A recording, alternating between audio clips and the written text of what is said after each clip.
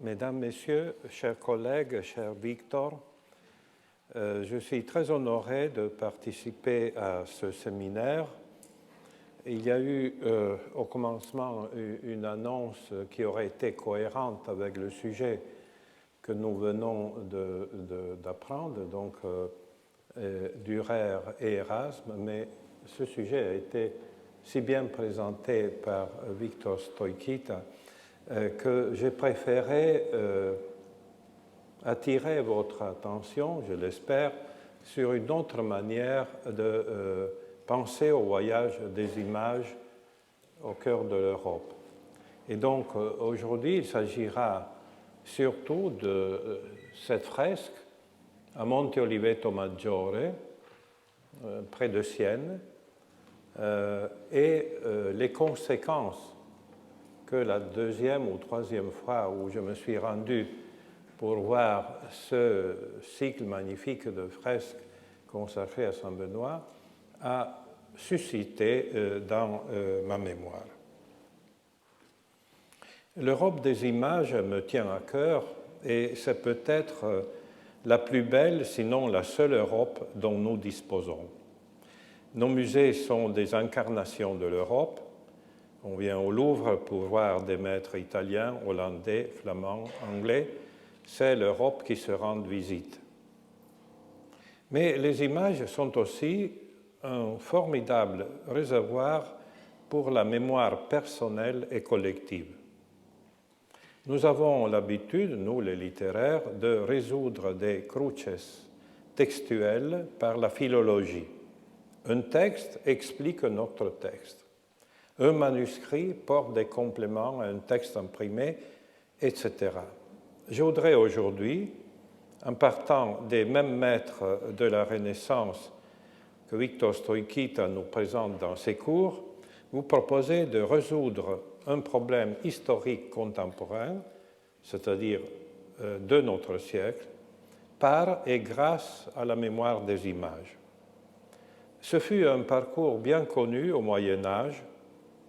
Les parois des églises devenaient une sorte de Biblia Pauperum, la Bible des illettrés, pour des fidèles qui n'avaient pas la possibilité de lire le texte biblique.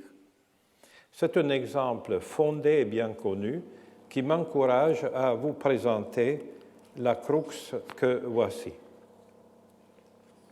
Je commencerai par l'exemple contemporain qui m'est suggéré du fait que nous venons juste d'évoquer le centenaire de la Révolution d'octobre en Russie. Et les dissidents russes racontaient, avec une circonspection pleine d'ironie, que la raison profonde pour laquelle le mausolée de Lénine résistait toujours sur la place rouge était que, je le cite, « même la terre ne voulait pas de lui ». C'est une formule qui m'a été évoquée il y a 20 ans par maître Otar Iosseliani, réalisateur et grand auteur de cinéma, témoin de liberté, homme d'ironie courtoise et de sagesse humaniste. Il m'a autorisé à le citer, je le remercie in absentia pour sa générosité. L'occasion a été la suivante. Il venait d'être récompensé à Venise il y a exactement 20 ans pour son film que je vous conseille, Brigands, chapitre 7. Pourquoi chapitre 7 ? Parce que l'humanité est pleine de brigands et donc il y a déjà eu 6 ou 6 000 chapitres de brigands. Et c'est l'histoire derrière laquelle on voit très bien la parabole de l'Union soviétique, d'où il avait dû partir parce que ses films étaient constamment censurés et s'installer à Paris où il vit. Et alors, en le rencontrant à Venise, je lui avais dit cher maître, on voit là derrière une parabole cruelle de cette tradition soviétique. Est-ce que vous sauvez quelque chose de cette période communiste? Et comme est un homme sévère et grand, il me dit non. Alors, j'avance un peu et je dis, mais cher maître, chaque année, dans la place rouge, il y a des millions de personnes qui viennent rendre visite à ce mausolée de Lénine. Il me regarde, il me dit, Lénine, celui dont la terre n'a pas voulu. Voilà donc la manière par laquelle j'ai appris cette anecdote. J'ai essayé de trouver tous ces éléments chez les grands dissidents, les romans qui étaient connus en Occident. Je n'ai rien trouvé. Et j'avais l'impression que c'était une formule, tout en faisant la plus grande confiance à la mémoire et à l'intelligence de ce grand maître, me semblait quelque chose de trop profondément enraciné dans une tradition, mais que je n'arrivais pas à saisir. Bref, j'ai abandonné le thème, mais qui me travaillait dans la mémoire comme une espèce de lacune constante.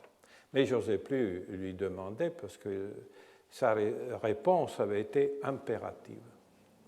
Mais voilà la force des images. Il y a deux étés, en plein août, une canicule terrible, j'accompagnais des amis voir ce cycle inoubliable du Sodoma, donc un peintre qui opère à Monte Oliveto Maggiore dans les mêmes années où Dürer fait son voyage à Venise. Nous sommes vraiment au commencement du XVIe siècle. Et la chaleur était telle que je me suis trompé, ou plutôt je me suis réfugié le plus directement possible dans le cloître pour profiter de l'ombre. Et là, la faute a été felix culpa. Vous savez que pour bien comprendre les fresques, que une grande partie d'entre vous aura vu, mais je les conseille parce qu'il y a eu une restauration parfaite faite par l'Ufficio delle Pietre Dure de Florence, il faudrait suivre le chemin est, sud, ouest, nord, c'est-à-dire la vie, le développement de la vie, les miracles et la mort de Saint Benoît. Mais moi, j'étais tellement pressé et poussé par la chaleur que j'entre directement dans la partie finale, miracle et mort de Saint Benoît. Et c'est là que je trouve l'un des miracles les plus célèbres de Saint Benoît. Donc, ici, nous sommes à peu près en taille réelle. C'est une fresque qui est à peu près sur 3 mètres de largeur. Et en bas de cette fresque, vous avez la légende que voici: Come Benedetto fa portare il corpo di Cristo sopra al monaco che la terra non voleva ricevere. La traduction: comment Benoît fait porter le corps du Christ, première ligne, deuxième ligne, sur le corps du moine que la terre ne voulait pas recevoir. Alors, dans ma mémoire, j'ai comme une sorte d'éclair et je me suis dit, mais voilà, solution trouvée. Alors, vous voyez cette belle figure, assistée par un jeune, c'est pourquoi du reste on appelait Bazzi le Sodoma, il était toujours avec des élèves d'une grande beauté, disons, et ici il y a le corps du moine que la terre n'avait pas reçu.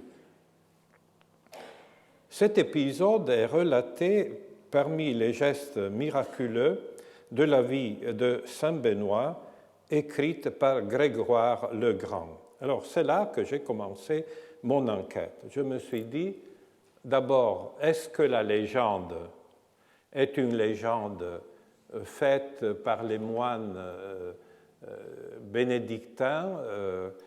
Est-ce que c'est une invention du peintre? Là, c'était plus difficile parce que c'était une commande spécifique du prieur du monastère. Quelle a été la circulation de cela? Alors, évidemment, tout de suite, dès que le nom de Grégoire le Grand apparaît, on sait très bien que c'est l'un des textes qui a mieux circulé en Europe.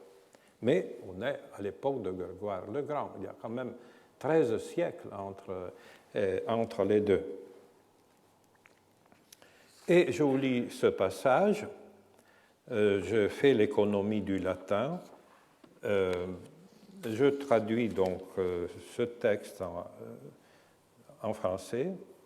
Un jour, un de ces moines, un petit garçon qui aimait ses parents outre mesure, se dirigea vers leur maison après être sorti du monastère sans bénédiction. Quand on part d'un monastère, le prieur vous donne la bénédiction pour avoir bon voyage. Le jour même, arrivé chez eux, il mourut. On l'enterra. Le lendemain, on trouva son corps rejeté de la fosse. On procéda à un nouvel enterrement, mais le jour suivant, on le trouva comme devant, rejeté et privé de sépulture. Alors on courut en hâte se jeter aux pieds de Saint Benoît, demandant, en sanglotant, qu'il voulût bien lui accorder sa grâce. Aussitôt, l'homme de Dieu donna aux parents la communion au corps du Seigneur en disant « Allez poser ce corps du Seigneur sur sa poitrine et puis enterrez-le. » Quand cela fut fait, la terre garda le corps qu'on lui avait confié, et elle ne le rejeta plus.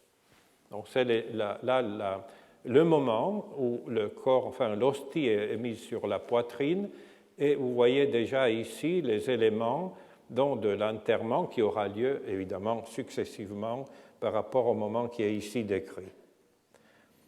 Le miracle devient rapidement, alors je vous dis, ce livre de la vie de Saint Benoît appartient, ça dépend des codices, mais c'est toujours un livre entier, le deuxième ou le quatrième, des dialogi de Grégoire le Grand, l'un des textes qui a eu la plus large diffusion au Moyen-Âge. Et donc, on sait que la circulation a été immense, à tel point que ce miracle devient rapidement un topos dans la vie des saints. Le cliché même que nous trouvons assez souvent dans la vie des saints, quem terra proiecit evomuit, c'est-à-dire le miracle de celui qui est rejeté ou vomi par la terre et qui est repris après l'intervention de tel ou tel saint. Pensons par exemple au bienheureux Valentin, dont la prière parvient à extirper de la terre un damné qui avait été enterré jusqu'au cou. Donc, c'est un texte qui nous est transmis par les Acta Sanctorum du mois de juillet. Et ce Saint Valentin voit une personne qui est enterrée jusqu'au cou et qui est en train d'étouffer, et avec une prière, il le fait sortir, il le porte avec lui dans sa retraite, et la chose qui nous saisit le plus, parce que c'est évidemment les Acta Sanctorum, mais il dit dans cette caverne solitaire, il resta usque ad mortem serviens Domino, resta jusqu'à la mort pour servir le Seigneur qu'il avait, grâce à ce miracle, libéré de la mort. Et Sodoma, donc le peintre, et ses commanditaires connaissait bien donc la vie de Saint Benoît, dont il existait, et là ça a été une découverte importante pour moi, un incunable récent, donc de quelques années auparavant, le cycle de fresques commencé par Signorelli et terminé par Sodoma. est l'un des grands moments du commencement de la Renaissance italienne, disons à partir de la fin du XVe siècle jusqu'à 1506, et cet incunable a été publié en 1490. Donc c'était vraiment, on vient de paraître. À l'époque, on ne connaissait pas l'industrie du livre que nous avons aujourd'hui. Cet incunable présentait les histoires bénédictines qui étaient séparées des dialogues de Grégoire le Grand, c'est-à-dire la pensée propre de Grégoire. Le titre était le suivant, Incipit secundus liber dialogorum beati Gregori pape de vita et miraculis beati patris nostri benedicti. Il y a 2 ou 3 exemplaires. Moi, j'ai consulté. D'abord, il y a eu une impression à Venise, 1487, et puis l'impression de Florence en 1515. Je vous renvoie à un très beau livre de Enzo Carli, un grand historien de l'art, Storia di San Benedetto Monte Oliveto Maggiori. En réalité, la source intermédiaire est peut-être la plus importante parce que je me suis dit, oui, d'accord, là, nous avons un incunable, mais c'est un incunable latin. Ce que je veux savoir, c'est si ce texte vient de cet incunable, mais alors il faut se demander qui est-ce qui a autorisé la traduction en langue vulgaire italienne. On ne fait pas impunément ça par rapport à un texte de Saint Grégoire le Grand, ou s'il y avait un intermédiaire. Et c'est là que, justement, j'ai pu trouver la traduction, si vous voulez, en langue vulgaire, donc en langue italienne, traduction qui avait été faite par un célèbre prédicateur du Moyen-Âge, Cavalca, et le titre est le suivant, Volgarizzamento, donc traduction en langue italienne, del dialogo di San Gregorio. Voilà. Eh bien, ce texte que j'ai pu retrouver a, pour chacun des miracles, un chapitre, et toutes les légendes de Monte Oliveto Maggiore sont exactement les titres de ce manuscrit, de cette traduction italienne. Le chapitre qui correspond à cette fresque 24, parce que nous sommes déjà dans la partie finale de la vie de Benoît, dit en italien exactement la même formule. Il y a juste une inversion du sujet. Come fece portare, ici, fa portare, et dans le texte imprimé, c'est le temps passé, non pas le présent, mais le temps passé, come fece portare il corpo di Cristo sopra il monaco morto, il quale la terra lo riceveva. Donc, comme vous voyez, il y a une parfaite, sauf le temps verbal, une parfaite coïncidence. Et alors, j'ai repris toutes les autres légendes pour vérifier si les autres légendes des autres chapitres et fresques coïncidaient. Eh bien, il y a une correspondance parfaite.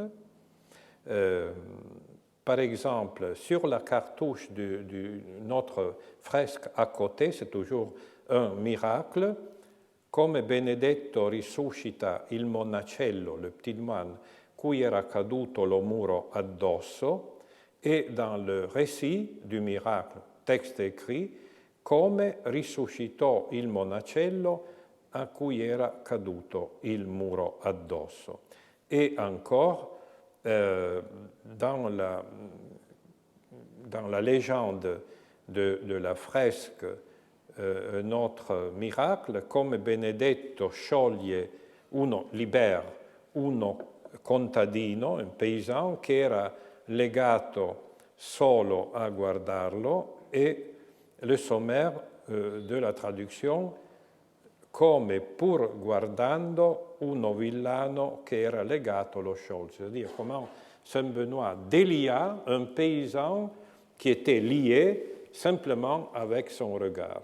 Alors vous voyez, j'ai toute la liste, mais tous les titres des légendes de cette magnifique représentation de la vie de Saint Benoît se coïncident avec cette vulgarisation. Ça signifie, comme les historiens l'ont montré, que le prieur de l'abbaye a voulu vraiment faire une mise en scène autorisée de la vie de Saint Benoît. Je vais aussi rappeler que cette traduction faite par Domenico Cavalca au Moyen Âge a eu une très grande diffusion de manuscrits et l'incunable en est, pour ainsi dire, une sorte de consécration finale. Il y a un autre cycle, là, plus facile pour ceux qui souhaitent faire un voyage sur les traces de Saint-Benoît, plus facile, c'est à Florence, dans l'abbaye de San Miniato al Monte. Si vous passez avant midi, le soleil est vraiment là sur la façade, c'est un moment magique. Vous entrez dans une chapelle latérale qui appartient aujourd'hui à la sacristie. Bien, il y a les histoires de Saint-Benoît, mais bien réduites. Il s'agit d'une dizaine de scènes, alors qu'ici nous avons toute la vie de Saint-Benoît. Et c'est un élément d'une extrême fascination également. Mais mon sujet, mon problème, au lieu de se résoudre, se compliquait. Se compliquait parce que j'avais plus ou moins eu la confirmation que cette tradition de Monte Oliveto Maggiore venait d'un texte autorisé et célèbre, mais d'ici de Sienne à Moscou, le chemin est long, aussi bien en termes de kilomètres que de siècles. Donc, j'étais restitué à ma faim et à mon ignorance, et j'ai commencé donc un voyage européen parmi les siècles et les temps. Et tout d'abord, je pus vérifier que la vie de Benoît, donc compilée en latin par Grégoire le Grand, fut traduite presque tout de suite en grec par le pape Zacharie au 8e siècle. Au 8e siècle. Mais cette traduction grecque ne nous explique pas, ou seulement partiellement, le fait que Saint Benoît est présent avec Cyril et Méthode dans la tradition proto-slave et puis slave et puis russe comme l'un des grands fondateurs et protecteurs de l'Europe orthodoxe jusqu'au temps présent. Mais le problème est le fait qu'on peut très bien connaître la vie de Saint Benoît, mais pourquoi s'arrêter sur ce miracle? Là, il y a une question, si vous voulez, de précédence mnémonique. C'est comme si on avait lu la Divine Comédie, mais pourquoi cet épisode? Il faut trouver quelque chose qui nous conduise avec certitude à la centralité de ce miracle.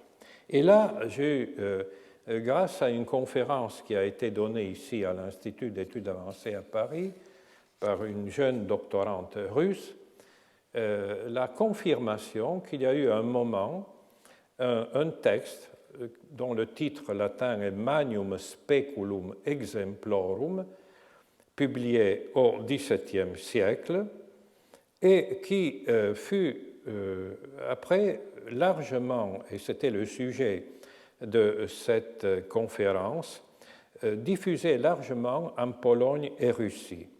Publié d'abord à Köln, à Cologne en 1605, et connu une diffusion considérable. J'ai trouvé une quinzaine d'éditions, ne fût-ce qu'au XVIIe siècle. Alors, évidemment, cette question se pose encore plus profondément au point de vue théologique. Pourquoi? Parce que a-t-on le droit ou non, ça a suscité des querelles immenses, a-t-on le droit ou non de donner la communion, c'est-à-dire le corps du Christ vivant, à un défunt? Vous savez que depuis le Moyen Âge, on a développé la théorie, ou disons le débat théologique sur deux jugements, l'un de l'âme singulière à la mort et l'autre, le jugement universel à la fin des temps humains. Alors, peut-on modifier le jugement personnel qui se fait dès qu'on meurt par l'intervention d'un miracle? Alors là, il y avait toute cette querelle en cours, c'est-à-dire sur la question de savoir si on pouvait administrer l'Eucharistie aux défunts, et il y a toutes sortes de discussions, même au XVIIIe siècle, et surtout dans ce qu'on appelle les Tractati de Sacramentis. Il ne fallait pas évidemment abonder dans la distribution de l'Eucharistie parce qu'on risquait de mettre, comment dirais-je, le Christ contre le Christ ou le Christ contre le Père. Si on donne l'Eucharistie, c'est pour changer, pour ainsi dire, même à la dernière minute ou après la dernière minute, la vie du défunt, alors que le jugement peut déjà avoir été prononcé. Et c'est pourquoi, du reste, dans plusieurs répertoires, ce miracle ne figure pas, précisément parce qu'on était dans l'incertitude si oui ou non fallait-il admettre ce type de miracle. Ce Speculum Magnum Miraculorum, donc recueil des grands miracles, choisit deux miracles de Saint Benoît, dont l'un est précisément celui-là. Et dans ce travail de Madame Smirnova, traduction russe du Magnum Speculum Exemplorum, la tradition populaire et sa mise en image, nous avons eu la possibilité de savoir que jusqu'au XIXe siècle, ce texte est reproduit et puis traduit en russe. Mais le problème était de savoir si ces traductions en langue russe arrivent jusqu'à l'époque de Lénine.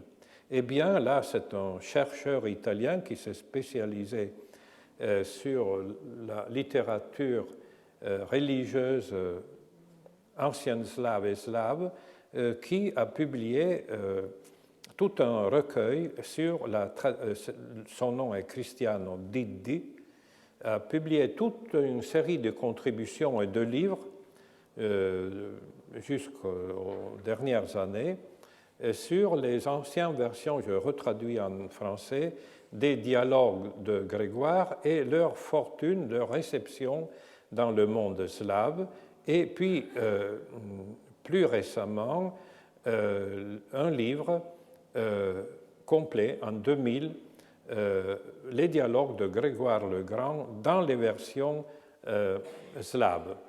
Donc nous savons que dans les temps les plus récents, et notamment en 1906, dans l'une des Izvetiae, cette vie et ces miracles de Saint Benoît ont été publiés en russe. Alors, on est arrivé au bord de la question. Nous savons désormais que ce texte est traduit très rapidement en grec. Du grec, ce texte remonte à l'ancien slave.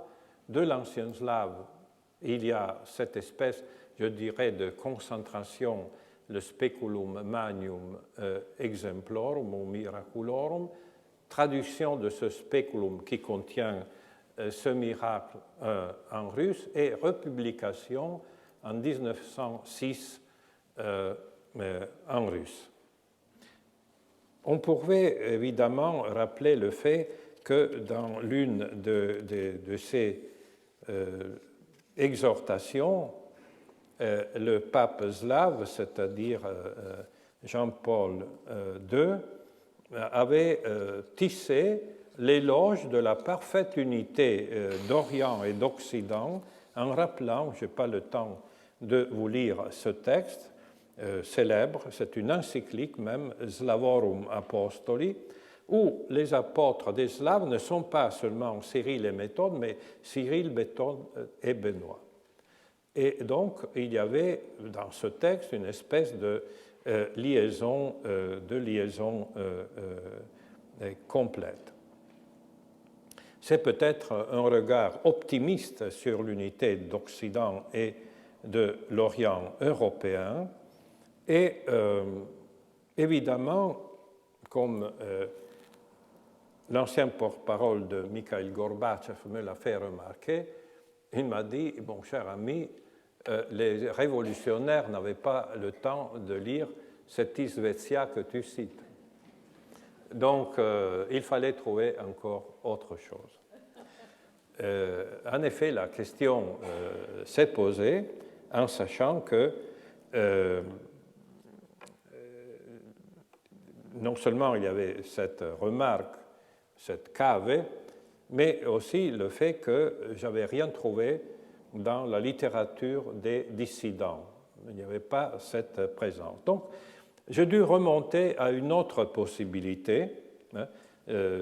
J'arrive jusqu'au bord de la mer, mais je ne peux pas passer sur le terrain solide de la preuve. Il est toutefois admis, je crois, de réfléchir non seulement en termes de mémoire sacrée, mais surtout de mémoire collective. Je le dis souvent dans mes cours. Dans ce cas, précisément, celui que la Terre n'a pas voulu recevoir ne serait pas tant le vestige d'une tradition bénédictine, ou simplement bénédictine, que celui d'un jugement de Dieu, ce qu'on appelait dans le droit jugement de Dieu ou ordalie médiévale, dont l'héritage est toujours bien présent en Europe jusqu'au XVIIe siècle. Il s'agissait du jugement par l'épreuve de l'eau ou du feu, un élément pur comme le feu prévoit deux issues possibles pour les accusés qui sont précipités.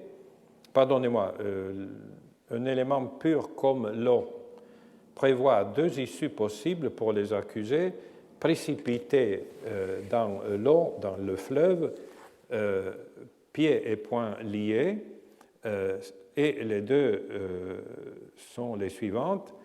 S'ils sont engloutis, ils sont déclarés innocents, car ils sont accueillis dans l'élément de l'innocence, mais c'est trop tard pour les sauver. Si au contraire ils remontent à la surface et surnagent, ils sont coupables car l'eau ne veut pas d'eux. L'eau ne veut pas d'eux, donc ils sont sauvés, mais très précairement, parce qu'après ils seront condamnés par ce type de preuve. Là, je fais une citation venant d'un très grand livre d'un maître turinois du droit, d'histoire du droit, Les Ordalies, études d'histoire du droit et de droit comparé européen. tout un chapitre lui est consacré, c'est-à-dire l'ordalie de l'eau.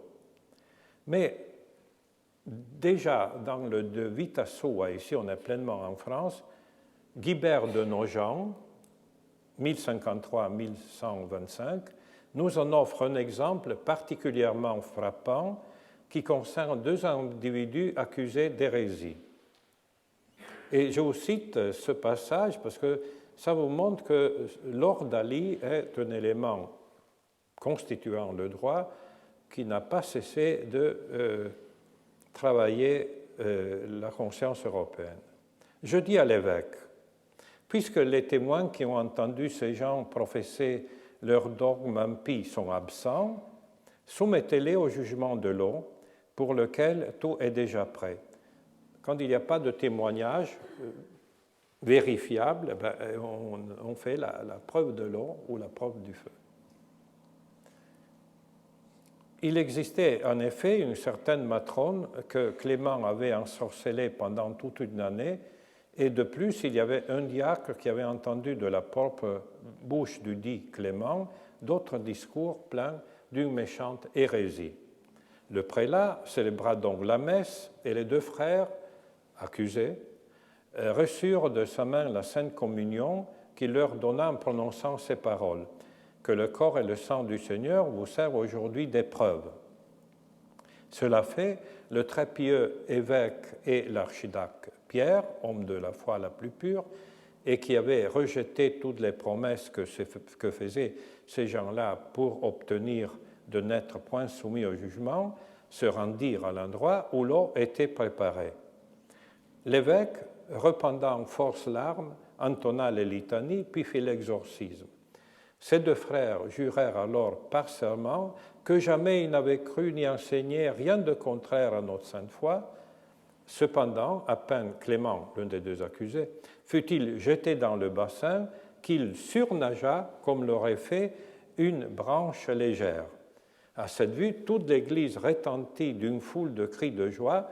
Cette affaire y avait en effet attiré un si grand concours d'individus de l'un et de l'autre sexe qu'aucun des assistants ne se rappelait y avoir jamais vu un si nombreux. L'autre confessa son horreur, mais comme il refusait d'en faire pénitence, on les jeta dans la prison avec son frère, que le jugement avait convaincu. Convaincu au sens que l'eau l'avait repoussé. Alors, l'évêque qui est pieux se rend, là je résume, au synode de Beauvais afin de consulter les autres confrères, les autres évêques, sur ce qu'il convenait de faire. Mais le peuple des fidèles, craignant que le clergé ne montrât trop de mollesse, c'est-à-dire trop de pardon et de miséricorde, courut pendant notre absence à la prison, enleva ces hérétiques, éleva un bûcher hors de la ville et les y brûla. C'est ainsi que, pour empêcher que le cancre de cette hérésie ne se propageât, le peuple de Dieu déploya contre ces misérables un zèle bien légitime. Mais si vous vous rendez aujourd'hui encore à Laon, face à la cathédrale, vous trouvez un placard disant la même chose. Parce que là aussi, il y a eu, à l'époque du Moyen-Âge, ce même type d'épreuve qui est témoigné par les chroniques locales. Au XVIIe siècle, un auteur allemand nous fait état minutieux d'un procès, encore une fois, de jugement par l'eau, cette fois contre des sorcières.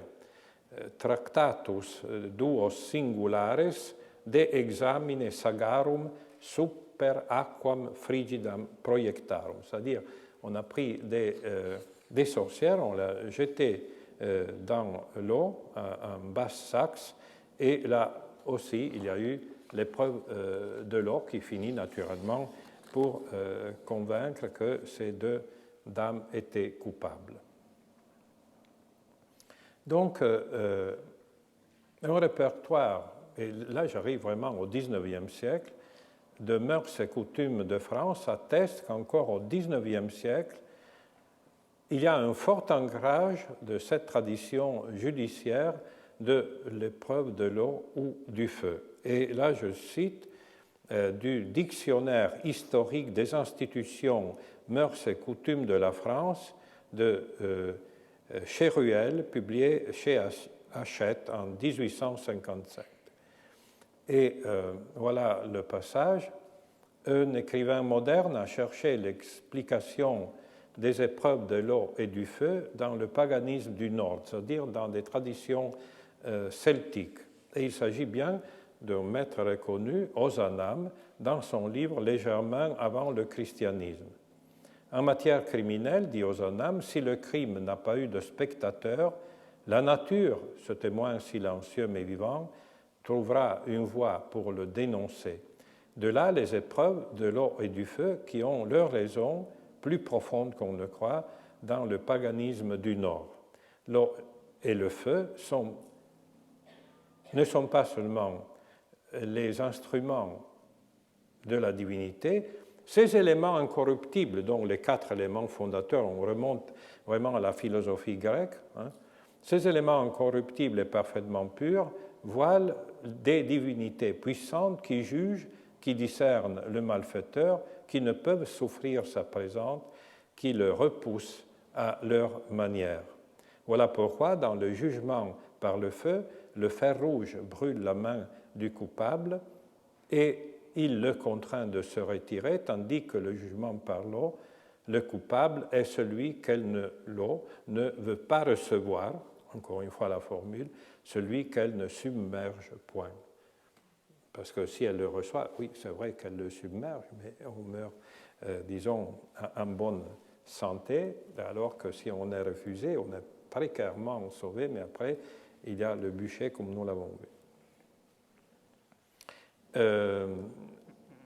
Là aussi, j'avais simplement la confirmation de la continuité de cet ordalie. Et notre temps présent est en train de redescendre du droit rationnel aux ordalies. Commencez à lire les titres des journaux, vous voyez que de plus en plus, des justices sommaires se font en revenant à un temps qu'on croyait avoir oublié. Mais mon problème n'était pas résolu non plus par l'ordalie, puisque j'arrivais au XIXe siècle. Mais là, fort heureusement, les livres circulent, et donc j'ai eu droit, grâce à une doctorante de Saint-Pétersbourg, de pouvoir lire le livre de 1997, donc après la fin de, disons, l'Empire soviétique. Yuri Mikhailovitch Lapoukhine publie un grand volume judiciaire ou de histoire du droit, Maladie, mort et embaumement de Lénine. Il y a d'abord tous les signes de la maladie, puis la mort, et puis, en effet, cette cérémonie de l'embaumement. Vous savez que cet embaumement a été très contrasté, parce que Trotsky et son aile, son groupe, disaient non, là, il faut, pour Lénine, suivre la même méthode que pour Marx, donc il faut incinérer le corps, alors que Staline, qui savait que Staline, avec ses espions, savait que Lénine ne voulait surtout pas avoir comme successeur Staline, montre, je dirais, un zèle immédiat, et il dit non, il faut embaumer Lénine afin que tout le peuple russe puisse avoir la possibilité de rendre hommage à ce prophète. Et dans le livre de Mikhailovitch Lapoukhine, il y a un chapitre final où la minutieuse analyse de son déclin se clôt dans le dernier chapitre dont le titre est « Épilogue parabole » par une interrogation inquiète que cette doctorante m'a traduit du russe. Alors, je cite, « Alors on a commencé à se demander que faire du prophète qui repose dans le cercueil de verre ? Les uns ont dit, mais derrière vous voyez déjà les noms que je vous ai évoquées. Il faut restituer son corps à la terre, comme on le fait pour tous les mortels. D'autres, au contraire, ont dit on ne peut pas le restituer à la terre, car c'est un prophète et un messie. Et personne ne sait plus à présent comment continuer à vivre, comment pouvoir continuer la vie quotidienne quand il y a cette bifurcation si dramatique. Staline, donc, prit le pouvoir, décida de ne pas restituer à la terre le corps de Lénine, car ce prophète et messie devait être voué au pèlerinage et au culte des masses soviétiques, ce qui a eu lieu en effet. Quant au sentiment de l'auteur que je vous ai cité, on le devine à l'exergue introductif au chapitre 3, après la mort de Lénine, tiré du Lévitique 1,26, « Vous ne vous ferez point d'idole, vous ne vous élèverez point d'image taillée. » La progressive mythification religieuse de la figure de Lénine n'est pas seulement une des conséquences posthumes de la bataille politique entre Trotsky et Staline, comme l'a lucidement analysé il y a des décennies Nicolas Berdyaev, elle prend racine dans l'opposition spéculaire de deux pouvoirs monocratiques, l'absolutisme religieux, intolérant et sectaire de Konstantin Petrovitch Pobiedonostsev, 1827-1907, et l'absolutisme politique et non moins autocratique de Lénine. Et je cite ce passage du livre célèbre, mais il faudrait toujours l'avoir à l'esprit, de Berdyaev, publié en 1936, donc juste une décennie après la prise de pouvoir de Staline, les sources et le sens du communisme russe, traduit tout de suite chez Gallimard en 1938. Et ce livre a été republié en 1951, mais déjà d'autres 60 ans se sont écoulés, il faudrait le republier. Vous voyez la mise en scène politico-religieuse que Berdyaev nous fait. Durant 25 ans, le célèbre procureur du Saint-Synode, Pobiedonostsev, a dirigé l'Église russe et idéologiquement l'Empire. Il était le chef spirituel de l'ancienne Russie monarchique de l'époque de la décadence.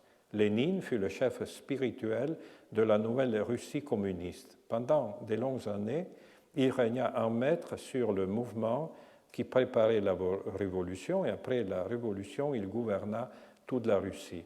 Pobiedonostsev et Lénine incarnent deux idées diamétralement opposées. Il n'est pas moins vrai qu'il existe une ressemblance entre les deux structures spirituelles, qu'en beaucoup de points, ils appartiennent à un seul et même type. J'ai un jour défini la conception du monde de Pobiedonostsev, un nihilisme sur le terrain religieux. Il était nihiliste par rapport à l'homme et au monde, il ne croyait pas à l'homme et comptait la nature humaine comme stupide et nulle. La vie humaine, la vie mondiale, ne soulevait que son dédain. Et ce dédain, il l'attendait aux évêques à qui il avait affaire en tant que procureur de Saint-Synode, se refusant à leur accorder quelque vertu spirituelle que ce soit, il estimait qu'il devait être soumis au contrôle du représentant de la puissance gouvernementale. Du poste suprême qu'il occupait, il soumit l'Église à l'État parce qu'il ne croyait aux vertus humaines, ni des prêtres, ni des laïcs. L'homme est si désespérément mauvais que le seul espoir de le sauver est de le tenir en main fermement. On ne saurait lui donner la liberté. Ça pour le chef du synode. Et maintenant pour Lénine, n'y a-t-il pas dans ces traits une certaine ressemblance avec les traits de Lénine? Lénine non plus ne croyait pas dans l'homme. Lui aussi avait à l'égard du monde une attitude nihiliste. Il nourrissait envers les hommes un mépris cynique, jugeant lui aussi que le seul moyen de les sauver est de les tenir en lisière. De même que Pobiedonostsev, il pense qu'on ne peut organiser la vie des êtres que par la contrainte et par la force. Comme lui, il méprise la hiérarchie ecclésiastique qu'il a sous ses ordres et qui est sa hiérarchie révolutionnaire. Il perçoit les communistes et doute de leur qualité humaine. Pour Lénine aussi, le monde et l'homme sont infectés par le péché. Ce péché, à ses yeux, c'est l'exploitation de l'homme par l'homme, le péché de l'inégalité de classe. Combien il est plus important pour le destin de la Russie d'observer que l'homme qui l'a gouverné avant la Révolution, Podzenon, et celui qui l'a gouverné après, n'ont cru ni l'un ni l'autre dans la personnalité humaine et que l'un et l'autre ont regardé le monde en nihiliste. Le pouvoir en Russie ne peut pas s'avérer humain, 1936. En tout cas, l'un et l'autre, à leur façon, ont donné corps aux tendances apocalyptiques de la Russie de la fin du XIXe siècle et tendances qu'elles ont précipitées, réalisées comme possibilité historique. Berdyaev observe dans son chapitre conclusif, consacré à un parallèle risqué entre le communisme et le christianisme, que le communisme, vu de l'Occident, est l'une des nombreuses théocraties qui se sont succédées depuis le Moyen-Âge, mais vu de l'Orient, il correspond plutôt au caractère messianique de l'âme russe, et je le cite, « J'ai voulu montrer dans ce livre que le communisme russe est plus traditionnaliste qu'on l'a coutume de le penser et qu'il est une transformation, une déformation de la vieille idée messianique russe. » En appliquant donc ce texte et cette tradition, nous pourrions conclure, et nous allons vraiment conclure, que le mausolée de Lénine apporterait donc tout à la fois la confirmation et le démenti de ce messianisme, la forme figée d'un avènement sans résurrection. Il est toujours là, en restauration quand même, pendant ces mois. Certes, il resterait bien une hypothèse glorieuse si l'on pense au fragment de Varron, là je reviens à mes sources latines, quem id circo terra non cepit et caelum recepit. Pour cette raison, la terre ne l'a pas voulu et le ciel l'a reçu. Quod terra non cepit et caelum recepit. L'hypothèse que Vladimir Ilitch ait accompli son assomption vers le ciel reste par cette citation tout à fait possible, mais des travaux récents sur ce fragment de Varron ont montré qu'il aurait fort à faire face à des concurrents plus sérieux comme Orion et Hercule. Vous voyez, une assomption avec Hercule et Orion, ça devient compliqué. Quoi qu'il en soit, il reste là, pour l'instant, embaumé dans son mausolée, et il conviendrait de préciser avec Otario Celani, celui que la terre ni le ciel ne voulurent recevoir. Parmi les nombreuses exemplarités possibles de ce mythe, il ne reste donc plus qu'accepter la représentation qu'a donnée Salvador Dalí en 1931. Là, je me permets de vous montrer ce tableau célèbre que vous trouvez au centre Pompidou. Le titre est « Hallucination partielle, 6 images de Lénine sur un piano ». Il y a un tas, mais vraiment un tas d'interprétations, parce que vous voyez aussi une porte entrouverte, une figure derrière. En réalité, on n'est pas en train de jouer, mais le pianiste, ainsi dit, est assis à une certaine distance du piano, et il y a 6 images de Lénine sur ce piano, n'est-ce pas? Pour vous montrer encore un détail, voilà la représentation. Il faut que vous vraiment vous rendiez au centre Pompidou pour en voir donc une variation sur le destin de Lénine, représentée comme une variation de tonalité, parce que les touches, comme vous le voyez, sont différentes, au centre d'une hallucination collective qui inspira et traversa le XXe siècle. À moins que, pour revenir à notre maison, au Collège de France, il ne faille simplement reconnaître avec Claude Lévi-Strauss, et là je le cite, qu'il n'existe pas de version vraie du mythe dont toutes les autres seraient des copies ou des échos déformés, et puis sa conclusion, toutes les versions du mythe appartiennent au mythe. Donc vous voyez que de Saint Grégoire le Grand, Speculum Magnum Miraculorum, les Ordali, la lecture de Berdyaev et celle de Dali, tout ça contribue au mythe. Et que l'on finit, quand on se met en quête, comme j'ai fait hélas, d'un motif dans le tapis ou d'un motif dans les fresques, quand je dis le motif dans le tapis, je me réfère bien évidemment au livre d'Henry James, dont la traduction française, elle aussi, oscille. Les traductions de ce texte célèbre de 1896 sont le motif dans le tapis ou encore l'image dans le tapis. On n'a pas la possibilité de déchiffrer le caractère savamment indicible et indécidable de la trame.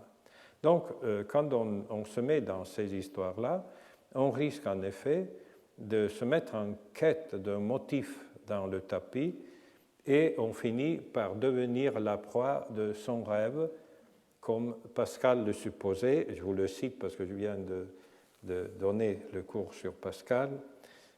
Et qui doute que si on rêvait en compagnie et que par hasard les songes s'accordassent, ce qui est assez ordinaire, et qu'on veilla en solitude, donc sans avoir, je dirais, le consensus des autres rêves, on ne crut les choses renversées. Enfin, comme on rêve souvent qu'on rêve, entassant un songe sur l'autre, ne se peut-il pas faire que cette moitié de la vie n'est elle-même qu'un songe sur lequel les autres sont hantés. Donc, je vous laisse à ce rêve collectif, qui a été hélas un cauchemar collectif, mais qui peut être remis, je dirais, dans une perspective plus longue et qui montre comment l'Europe des images est quelque chose de très sérieux et qu'on peut passer une journée de canicule pour retrouver même des traits fondamentaux de l'histoire européenne. Je remercie beaucoup Victor Stroikita de m'avoir accueilli. On a dépassé un peu le temps, je ne peux pas m'arrêter de faire deux observations, si vous êtes gentil. Je voudrais, tu as bien revenir à Sant'Oliveto Maggiore. Alors, dans ta reconstruction philologique, tu as très bien montré comment il y a un passage temporel du temps du verbe, depuis le texte écrit à la fresque, où il y a le temps présent. Et ça, c'est vraiment très typique et très significatif pour le pouvoir des images. Les images parlent au présent. Donc, au moment, donc dans le texte, on a un récit qui se passe au passé et l'image porte sous les yeux du spectateur le présent de la scène. Ça, pour les moines de Sant'Oliveto Maggiore, et pour les avoir toujours sous les yeux, ce qui se passe vraiment sous ses yeux à travers le pouvoir des images. C'est ça la clé donc, de ce passage, d'après mon opinion. Et la seconde, c'est un peu une pointe, si vous voulez, à propos du mausolée de Lénine, que j'ai dû visiter dans ma jeunesse lorsque j'étais maître assistant à l'Université de Bucarest. Donc, on faisait à l'époque des voyages d'études, pas à New York, évidemment, mais à Varsovie, à Prague, à Moscou et à Saint-Pétersbourg.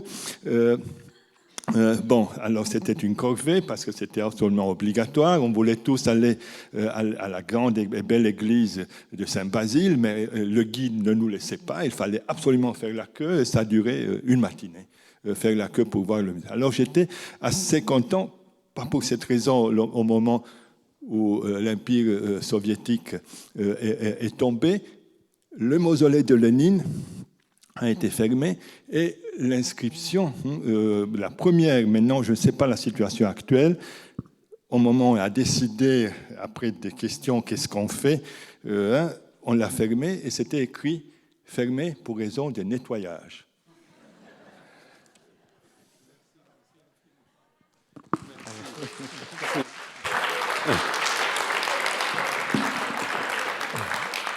Je remercie infiniment Vito Stoikita. Quand j'aurai la version définitive, c'est un chapitre d'un livre qui va paraître, je me permettrai d'ajouter cette version ultérieure du mythe, vous voyez, fermée pour des raisons de nettoyage, c'est formidable.